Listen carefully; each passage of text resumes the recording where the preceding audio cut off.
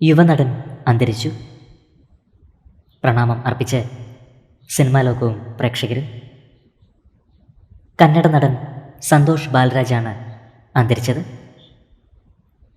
കഴിഞ്ഞ കുറച്ചു കാലമായി മഞ്ഞപ്പിത്തം നടനെ അലട്ടിയിരുന്നു. ബംഗളൂരുവിലെ അപ്പോളോ ആശുപത്രിയിൽ ചികിത്സയിലിരിക്കെയാണ് അന്ത്യം സംഭവിച്ചത്. 34 വയസ്സായിരുന്നു. അന്തരിച്ച നിർമ്മാതാവ് ആനേക്കൽ ബാലരാജിൻ്റെ മകനാണ് സന്തോഷ് ബാലരാജ്. കെമ്പ, സത്യ, ബർക്കലി തുടങ്ങി നിരവധി സിനിമകളിൽ വേഷമിട്ടിട്ടുണ്ട്.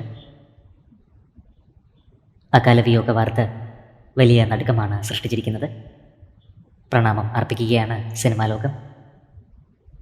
വിശ്വസിക്കുവാൻ കഴിയുന്നില്ല എന്നാണ് ആരാധകർ സോഷ്യൽ മീഡിയയിൽ കുറിക്കുന്നത്. ആത്മാവിന് നിത്യശാന്തി ലഭിക്കട്ടെ എന്ന് നമുക്ക് പ്രാർത്ഥിക്കാം.